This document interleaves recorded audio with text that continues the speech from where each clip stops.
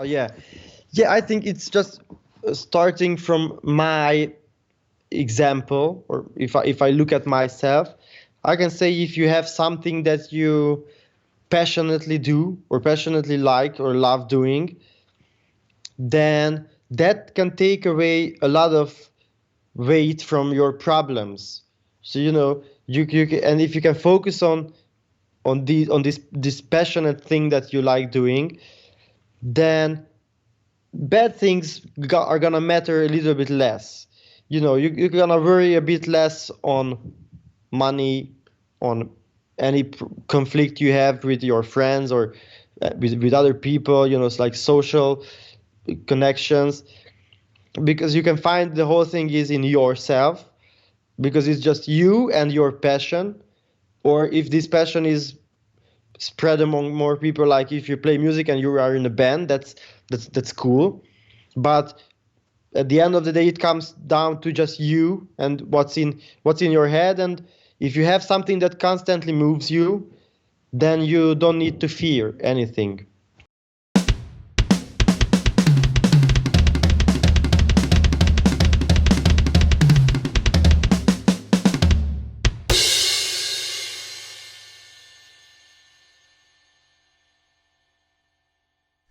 Hey everyone, welcome back to the All Music Matters Net podcast. I'm your host Brian, and joining me today is a fellow hailing from Hungary. It's Matt. How you doing there, brother? Hi, I'm fine, thanks. Thank you for reaching out. No worries. And I just referred to you as Matt because before we jumped on this, you did refer your real name. So I guess can you tell everyone your real name?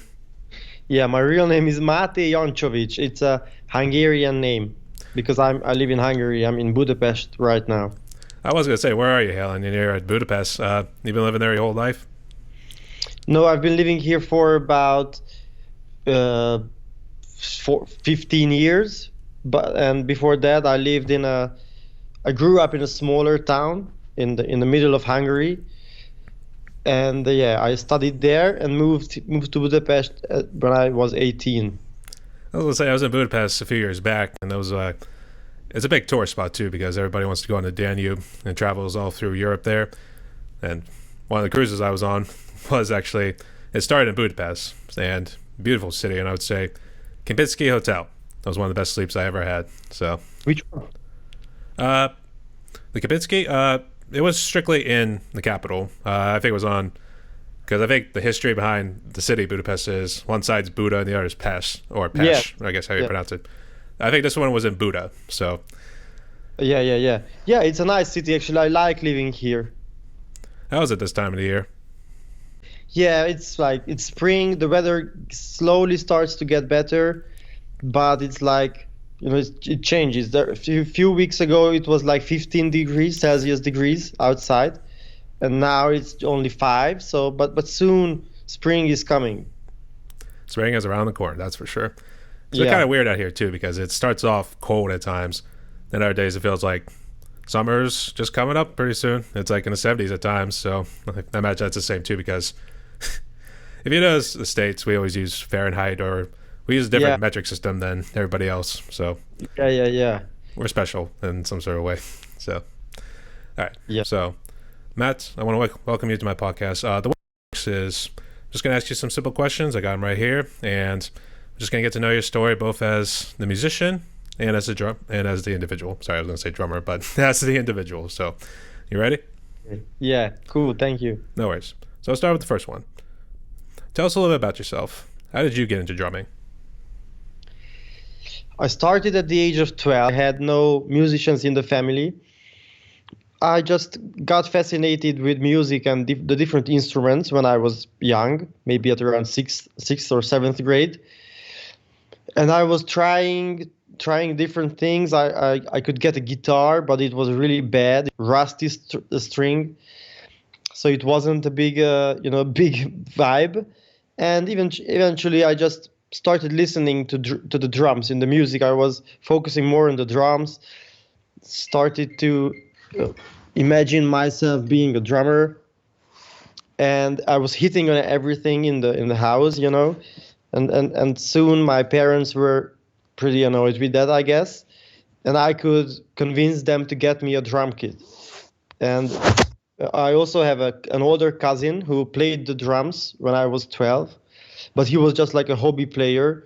He took some classes, and once I sat behind his kit and he showed me a few basic beats, and it was that moment when I stopped doing everything else.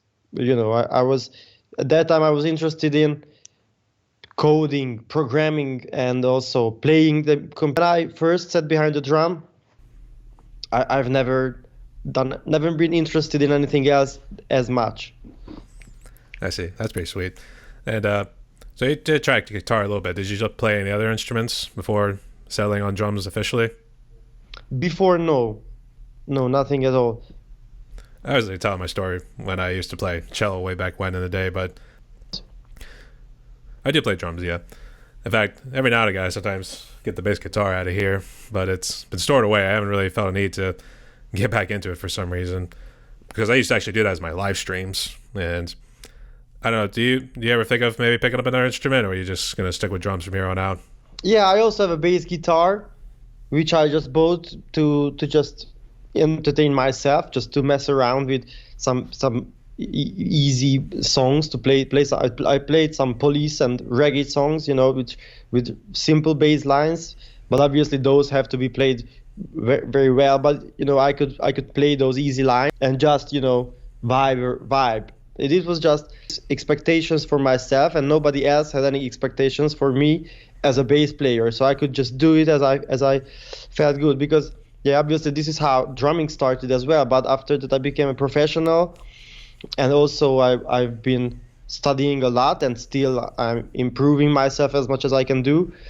There are certain expectations for me as a drummer, so it's a different feeling to play a different instrument.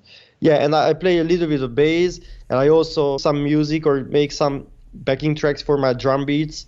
So for that, I just have a MIDI keyboard and just mess around. But I'm not a big keyboard player, so I'm not really good at any of those. I just enjoy. Yeah. I'd say you and me both, because I actually have my MIDI keyboard's been tucked back here. It's just been collecting dust the whole time, so I feel kind of bad.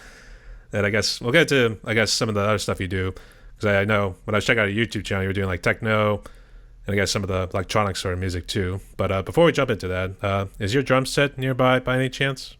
No, unfortunately no, because I'm in my flat, and I have a studio where I keep my drums. All right, I guess just walk us through what kind of drum set you got.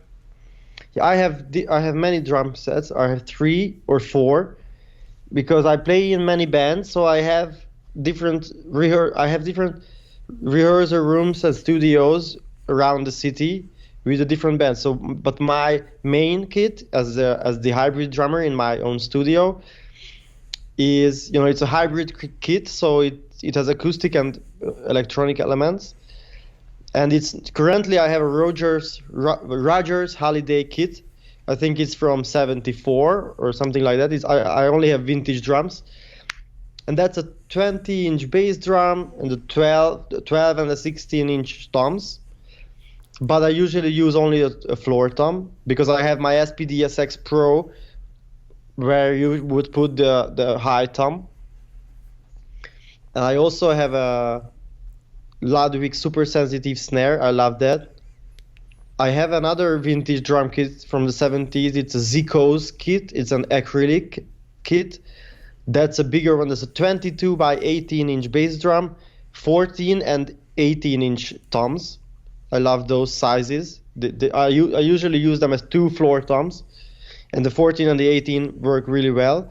And I have a Beverly kit, which is also from the 70s. That's a standard kit, 22, 12, 13, 16.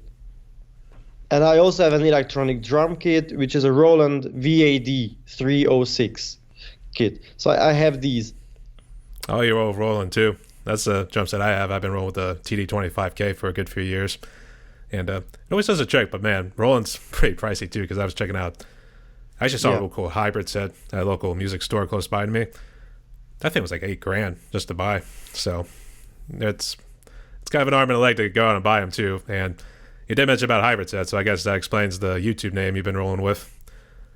Yeah. So it's like I was thinking about a name when I started this YouTube channel, but I knew that that this is all going to be about hybrid drumming, or this is gonna be the essence of everything I will do. So I thought this would be something recognizable by the name. And yeah, and besides the SPDSX Pro, I have triggers on my kick and snare. I have different trigger modules, but since I have the SPDSX Pro, I don't really need those because this is such a powerful device that it does everything that I need. I was going to say, because we talked about the touchpads that you kind of used with your set. Normally, I sometimes ask people this question, like, would you consider using something like that to simulate percussion? I guess, what do you use yours for strictly? Is it for percussion sounds, or do you use it for something else? The pads? Yeah. No, I don't really play percussion sounds. First of all, this is my trigger module, so my kick and snare samples come from that too, or I load my samples to the module. But on the surface of the 9 pads, I usually play electronic samples like, let's say, trap hi-hats, 808 hi-hats, claps, snares, or very often like melodic percussive sounds. So I have some, or even some synth sounds. So, and I incorporate that into my playing. For example, I play a house beat with just one hand, and with the other hand, I play an extra layer, which can be even a melody. Or sometimes I just start, let's say, vocal loops. But usually, what I do is is a small amount of loops, and I try to create everything on the spot so I can improvise with the pattern, and I create everything. That's how I like to do it. Oh, that's pretty sweet. So I was going to say sampling. Is that kind of the same thing, or is that something else entirely? Where you see some guys on the stage where they'll mess around with those pads, kind of similar to what you're using, and they'll make like those vocal loops or anything like that. Is that kind of like what it is, or is that something else? Yeah, the samples I have on the pad are pre-made, so I make them. I create them on my computer. I tweak the sounds, mix how I like it, and then I just export it and upload to the module. And I tweak some effects in real time on the pad, like, but that's just reverbs, delays, maybe filtering and stuff like that. But I don't do live sampling. I have my samples I have prepared the samples in certain preset, in certain kits. I create my own kits, and yeah, I just experiment, or just randomly search on the between the preloaded sounds of the pad, and if something inspires me, then I can come up with something. Here is my Oh, we got to guess. actually it's my X cat, because now I'm in my X flat, because I've just moved from here like a week ago, but I had some stuff here, so I came back. What's the kitten's name? His Tim Honks. Hey, Timmy. It's good to have him on here too. Actually, that's our first pet mascot we ever had on. Actually, I keep my door closed so my dog doesn't come down here and bother me. But all right, that's pretty cool. Special shout out there and a special moment right there. So I guess what sort of sticks do you use whenever you're playing? Currently, I'm using techno drumsticks. I've just became an endorser of this brand. This is an Italian company. They make carbon sticks, so they are carbon drumsticks, and I really like those so far. I've been using them for like a couple of months already, and the good thing about them is that they are perfectly balanced, each pair, or even you break one and get another stick that's still has the same weight, exactly the same weight. Yeah, and I use the X Carb 7A model. Okay. Actually, this was a new company I haven't heard of. In fact, there's been a couple I have actually not heard of recently. I guess, is this company relatively new, or have they been around a while? I'm not sure, but I guess they are not haven't been around as long as, let's say, Vic Firth, but definitely 5 or 10 years ago they established the company. I don't know exactly. Did you mess around with other drumsticks before you jumped to this one, or have you kind of, when you found the sticks, is like this is the one? I mean, for this company, or the sticks of this company. I'd say before you found these sticks? Were you Yeah, kind of like first for? yeah, before that, I used I endorsed another company. It's a Hungarian brand. It's called Artbeat. It's a Hungarian drumstick manufacturer, and I also use their 7As. So this I used to use 5As and 3As, but for the last couple of years, the the 5A and the 3A were too thick. They became too thick to this kind of playing that I do. So the bit thinner and round-headed 7As were the best for me. And now this Tecra, it sounds a bit different than wood, but I really like this. I think it fits my sound because I feel that it has maybe a bit of more of a stick projection, or how you call it. Let's say on the hi-hats, when I play trap beats, they are really Well, the stick sound is very even, and because of the material, it's a bit more has a bit more attack to me. I was say, Jimmy, don't hit the red button, whatever you do.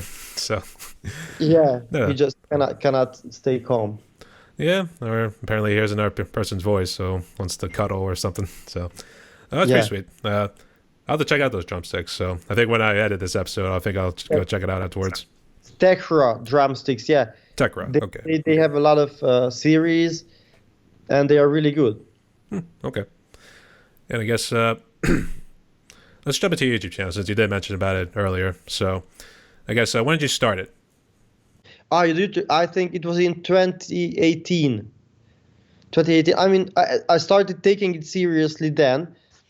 I already had a few videos uploaded before that, but as the hybrid drummer, I started this brand and this YouTube channel in 2018, and the whole thing started out with tutorial videos about hybrid drumming and tutorial videos about certain electronic music genres. Like I have drum lessons on trap, on drum and bass, house, and also performances of my tracks, and just you know performing hybrid drumming in electronic genres.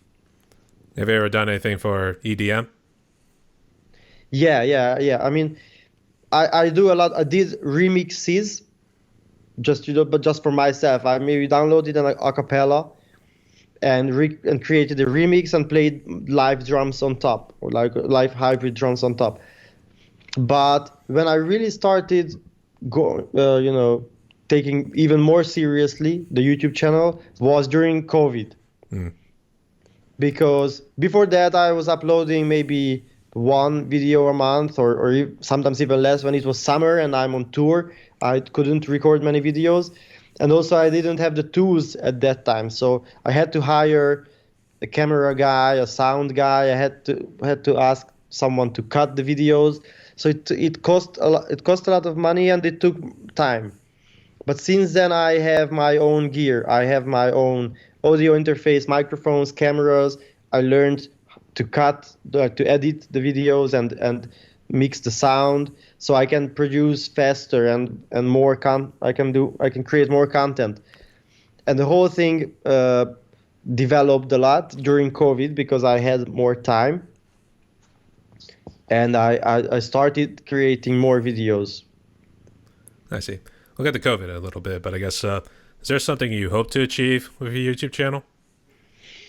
Yeah, I mean, this is I'm trying to build this brand as the hybrid drummer, and obviously it's like another source of income besides concerts, because that's what I do mostly. So I play in bands, but it's another source of income. I practice a lot of mixing, practice a lot of drumming, like focused drumming, because I regularly upload drum loops, which I play for 5 to 8 minutes in different genres. So it's actually a practice for me to to keep consistent and play a loop, or play loop like, so with just very little variations and follow a certain structure. So it's a good practice for me. And yeah, I hope that I can promote my own music if the channel is growing. And yeah, just building the brand is my goal. To Absolutely. once I can become just the hybrid drummer. And I can play my own music with my own band. Absolutely, too. And I did see you're at 16,000, so you're at least there. So that's something many of us in our drum And it's community. growing slowly.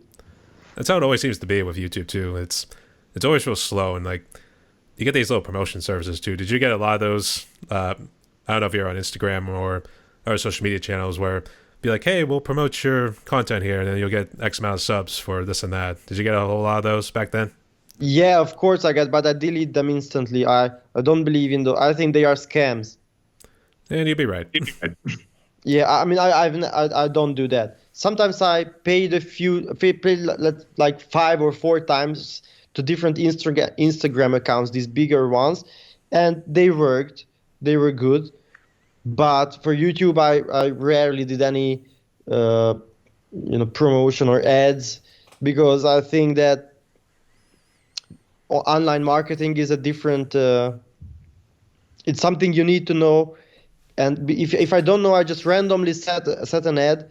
I think that's just burning money because that wouldn't be as effective as if a marketing specialist did that. So maybe once I will spend a big more money on this, but with a professional, because I know that that can help to grow the channel. But definitely I'd never go with some of these people who text me that, hey, I will get you 1 million subscribers in a month. Yeah, you'd be right too. And I don't want the shortcut, but I want the audience that is there for my content. So what would I do with 1 million subscribers who are interested in cars? That's true. Yeah, you want to make sure it's people who specifically like the niche that you're into. So I can see what you're talking about. Yeah, exactly. But in your YouTube channel, you did have like an impressive resume too. So you've written a couple books. It looks like you also say you're a touring musician, and it looks like you also are a drum teacher too. So I guess let's start with touring musician first. I guess is it just you, or do you have a couple other guys you tour with? Yeah, I mean, so when I started, or let's say I became a professional drummer, I mean by that I started making money and making a living out of playing drums in different bands in Hungary. I've been playing in like pop rock bands, hip hop bands, rock bands, and many other bands, and I was always, evolving as a session drummer, and I got the chance to play in, bigger bands. So I've always been a musician, and fortunately now I play in 2 of Hungary's, let's say, top 10 bands. So it's cool. So I can play a lot of gigs on big stages and with a good crew and with good musicians. So that's basically my main job, being a session drummer. Mostly with these bands, it's on summertime because we don't really do club concerts, small club concerts, because the places are too small for that. But the crew is too big, so it's just not always worth it. So we mostly play festivals. I see. Yeah, I think just being tight in those little club spaces too. I imagine it'd be pretty tight too, because I know for one of the heavy metal bands I listen to, I think they run like a makeshift stage, and somewhere in Vegas, for instance, they were just tied in, and like the crowds all around them too, and it was not really something you would want to do, to be honest. So you can see why. Yeah. So Yeah, needless to say, it made an interesting story. Yeah, and in Hungary, we have in the whole country, I think about 10 or 15 good quality clubs around the country, but the average is about 300 to 500 people. Is the space is enough for 300 to 500 people?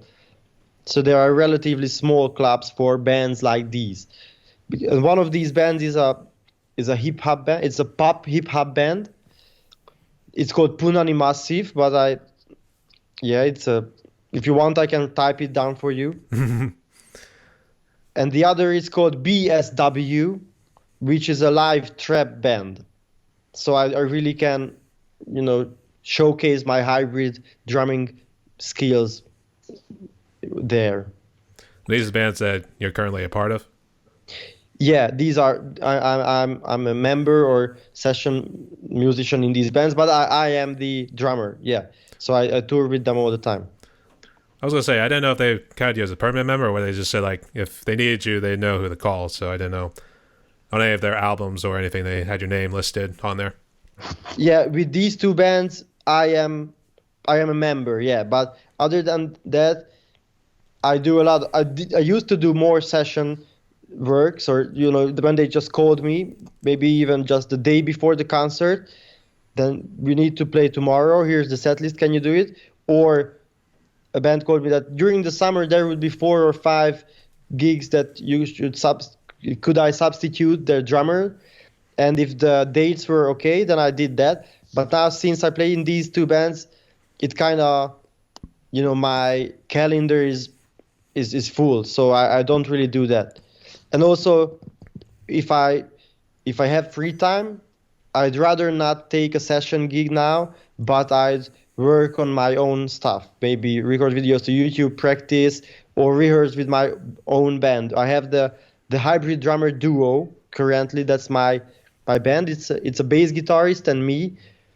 And the bass guitarist is kind of, he's doing similar things on the bass that I do on the guitar and I do on the drums. So he plays synths, and also he's into electronic music and trap, drum and bass, techno. So we together can create a pretty full sonic texture, but still be live musicians. That's it. But Yeah. we play techno and house mostly. I see. Is this a close friend of yours or is it a family member? Yeah, he's a friend of mine. Okay. We went to the same music school and we met there, and during the years we found out that we have common interests in music, like really focused on electronic music, but playing electronic music live without backing tracks. Basically that's the essence of what we do. I guess what made you want to jump into electronic music? Was it something you heard one day and it just clicked? Or were you into like other music before then? Yeah, before that I used to be a metalhead. I played in metal bands and I listened mostly only to metal music. Then I got interested in fusion, like Dave Weckl stuff, and the big by the bands of the drummers. I listened that time, like Vinny Colaiutas, Dennis Chambers, and these guys. And after that, when I saw Jojo Mayer once here in Hungary playing with Nerve, his band, I think that was a very big moment for me. But then when it clicked that, oh my gosh, this sound is amazing, and these guys playing it. The drummer is like shining, he's the heart of everything, and the sub basses are just making my hair move. So this is what I want to do. And then I started, gravitating towards this sound more.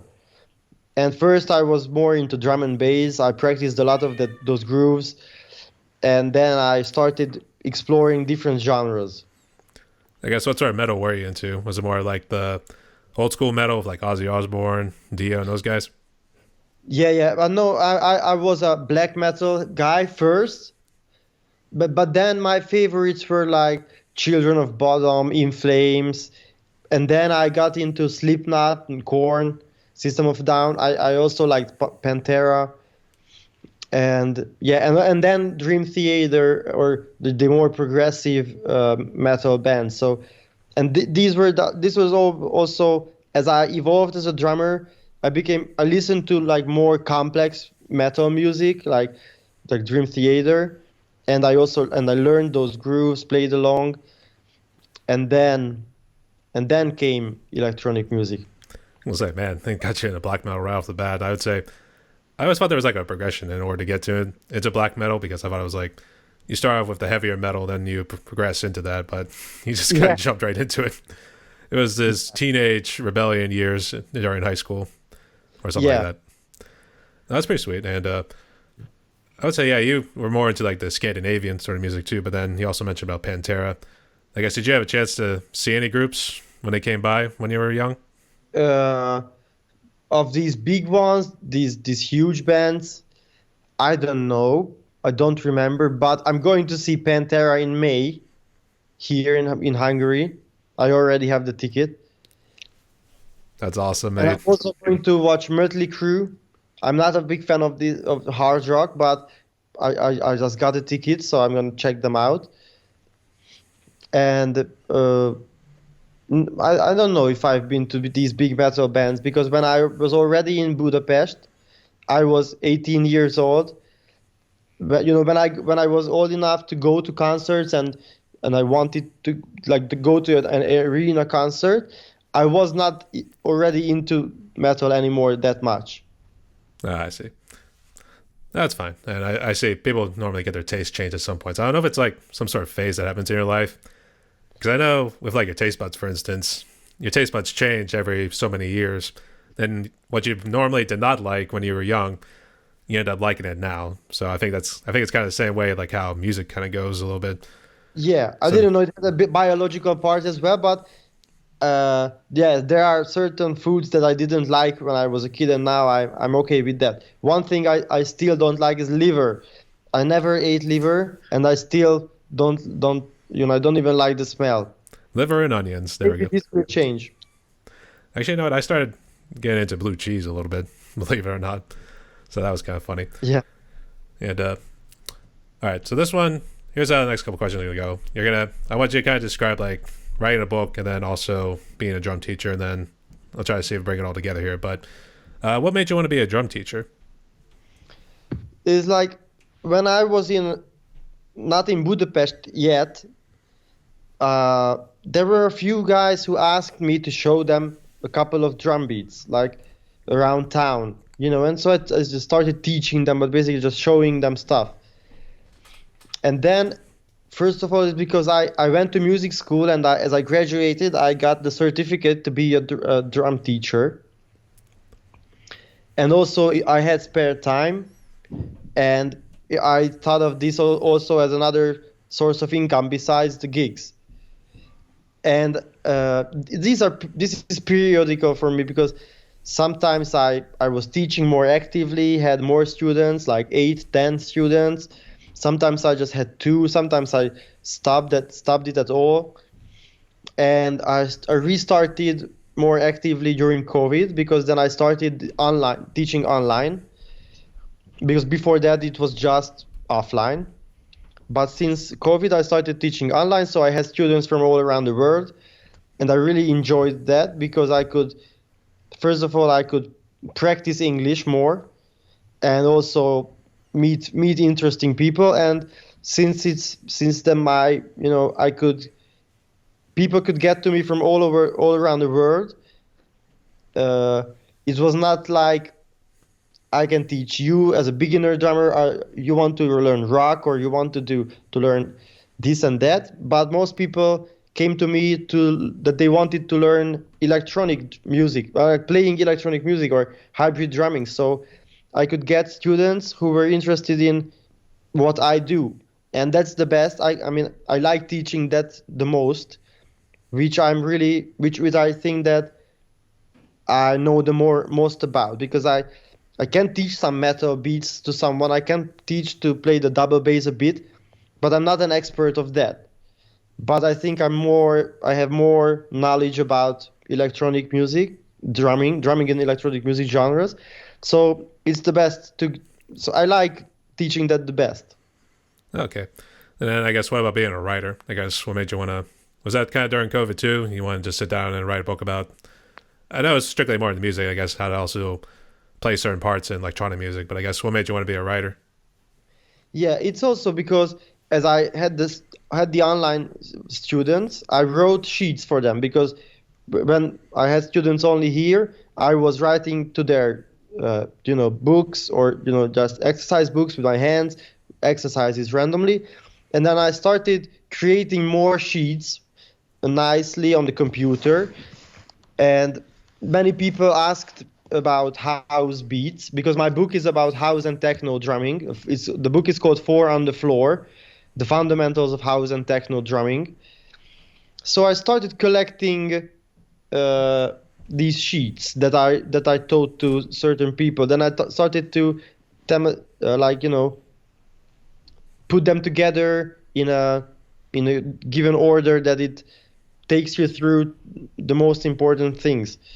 So it just kind of once I just realized that I have a lot of material about this topic, and then I started to collect them even more and organize them even more, and then I just decided that it would be good to be really collected in a from that with the book you get from here to there, and it's like a full material of on house drumming and techno drumming.